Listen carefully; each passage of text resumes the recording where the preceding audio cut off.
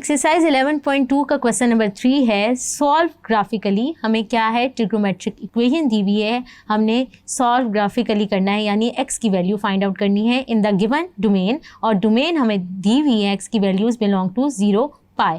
तो हम क्या करेंगे, हम क्या करते हैं, साइन x का ग्राफ ड्रॉ कर लेते हैं और कॉज x का ग्राफ ड्रॉ कर लेते हैं।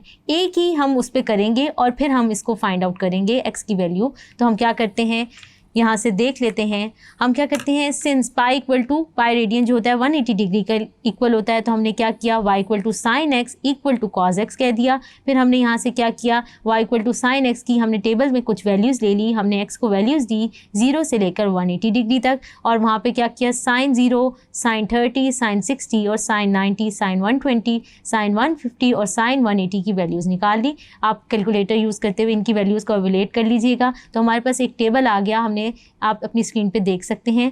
इसी तरह हम क्या करते हैं, x को वैल्यूज़ देते हैं, और हम क्या करते हैं, x को वैल्यूज़ देते हैं 0 से 180 डिग्री, और cos की वैल्यूज़ जो है cos x निकाल लेते हैं। हमारे पास आप टेबल में देख सकते हैं, हमने cos 0, cos 30 और अप टू cos 180 निकाला हुआ है। इनकी वैल्यूज़ आप टेबल में देख सकते हैं। जब हमने ये वैल्यूज़ निकाल ली तो अब हम क्या करते हैं, इनको प्लॉट करते हैं। जो x की वैल्यूज़ हैं वो x एक्सिस पे लेंगे, और जो आंसर आ रहा है वो हम क्या करते हैं, y एक्सिस पे ले लेते हैं। तो आइए स्टार्ट करते हैं इनको ड्रॉ करना। तो हम क्या करते हैं, पहले साइन x की केस में देखें तो 0 0 आ रहा है, तो साइन 0 0 आएगा। 30 क्या आ रहा है, 0.5 आ रहा है। 60 पे क्या आ रहा है हमारे पास, 0.87 आएगा, चेक कर लेते हैं। इसी तरह 90 पे 1 आ जाएगा, तो 60 पे 0.87 ये पॉइंट बन जाएगा। 90 पे 1 आ रहा है, 120 पे हमारे पास क्या आ जाएगा, 0.87 आ जाएगा, और अगर हम 150 पे देखें तो 0.5 आ जाएगा। 150 हमारे पास यहाँ पे वैल्यू होगी, ये वैल्यू जो होगी हमारे पास क्या होगी, 150, क्योंकि हमने 30 के हिसाब से लिया हुआ है, तो ये यहाँ पे 180 आएगा। तो 150 पे हमारे पास क्या आ जाएगी, 0.5 आ जाएगी, और 180 पे क्या आ जाएगा, 0 आ जाएगा। अगर 180 को हम इक्वी डिस्टेंस पे लें तो हमारे पास क्या बनेगा, ये पॉइंट बनेगा 180 डिग्री, और 180 डिग्री पे साइन 180 डिग्री क्या होता है, 0। तो हमारे पास ये क्या आ रहा है, अगर मैं इनको स्मूथ कर्व से ज्वाइन कर लूँ तो क्या मेरे पास कुछ इस तरह का ग्राफ बन जाएगा। तो ये मेरे पास क्या आ गया, y equal to sine x. अब इसी में हम क्या करते हैं, y equal to cos x का ग्राफ ड्रॉ कर लेते हैं। तो वो जब करेंगे तो हमारे पास क्या आया है, उसको देख लेते हैं हम। cos 0 चूँकि 1 होता है तो यहाँ से ग्राफ आएगा। फिर cos 30 देखें तो हमारे पास क्या आता है, चेक कर लेते हैं टेबल पे। cos 30 0.87 के बराबर होता है, तो यहाँ पे आ जाएगा।